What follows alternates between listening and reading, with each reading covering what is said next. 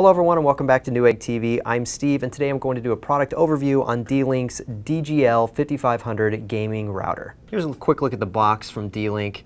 As you can see, it does have a couple LED lights in the front, but I'll actually talk about the anatomy of the router here in just a moment whenever I bust this box open.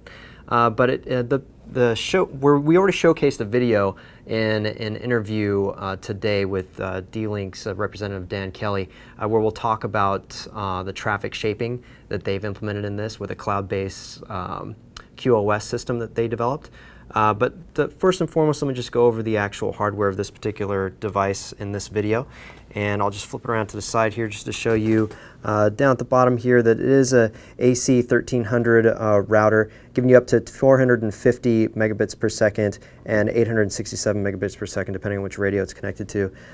It is an 11AC Wi-Fi router. So I'm going to flip that around to the back here, show you a little bit about the interface. You'll see a lot more about this in the interview video with D-Link. But otherwise, let's go ahead and crack open the box and show you the device itself. Here's everything that comes inside the box. First off, we do have the quick install guide from D-Link showing you really briefly how to install this particular device. I had a little bit of interaction with Dan about this, and installing it was actually really easy. You'll have to go into the advanced mode to actually see more of the bells and whistles that you're going to want to see yourself, because it pretty much determines everything for you on its own, including all of the passwords that come set up on this particular device. Here's the Wi-Fi configuration card that does come inside the box. Of course, I've marked out the password, but you could of course change all that and leave it all written here, including the SSID. Kind of nice to have something. I usually use 8.5 by 11 cards. Well, that's pretty large. 4 by 3 cards. Anyways, the sticker here that comes with it also you could stick to the device in case you're just going to have it in the household and you need anybody to be able to have quick access to it. I believe they have the same exact thing in, what is that, French on the back? Anyway, I digress. Then we also have a Cat 5 cable that comes in the box, as well as the AC adapter that you'll be using to power this D-Link device. And if I bring in the router here, you can actually see that as well. 2 LED indicator lights at the front. One is for the power, the other is for your WAN connection, aka your internet in this particular case, if it's your main. Flip that around to the back. You can actually see the USB port here. You'd use that if you wanted to share files via USB drive or flash drive, as well as the ability to share printer access. WPS button, so you can get quickly secured network access via wireless connection. And then you have 4 Ethernet gigabit ports for your LAN, 1 for the WAN.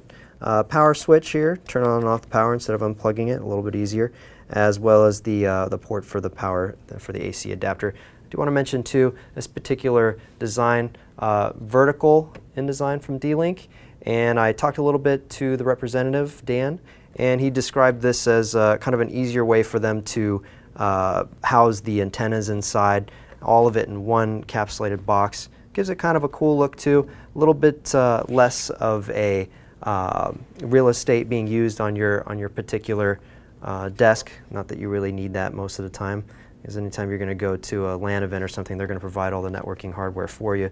But you know, kind of neat just to see something a little bit different out there. I do want to mention the highlight of this particular device is the Stream Boost traffic shaping that D-Link has implemented. Good part about this particular this software is essentially it's cloud-based. So you don't have to worry about going in and configuring Stream Boost to do what it essentially should be doing, which it's basically QoS, ladies and gentlemen.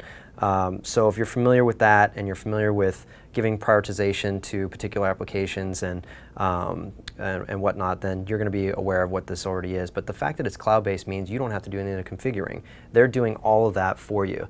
So essentially, you're going to plug it in, set it up. It's going to figure out what your maximum bandwidth is that's allocated at any given time, changing it, by the way, depending on how much is available to you. But then it's going to say, okay, you're streaming on this, you're gaming on this system, you're downloading on this system. Let me allocate all the proper bandwidth to each particular device, and then give you the best possible experience for all of them while minimizing the impact on your gaming, since this is their gaming version. In fact, it's their 4th version of their gaming router, I should add. All that aside, you can watch a demo that we actually did with D-Link in the link below and see for yourself exactly how it operates. And I was quite surprised how well it performed. Okay guys, that wraps up this overview of the DGL 5500 from D-Link. If you liked what you saw today, click the like button. If you haven't already done so, click subscribe, and we'll see you guys soon.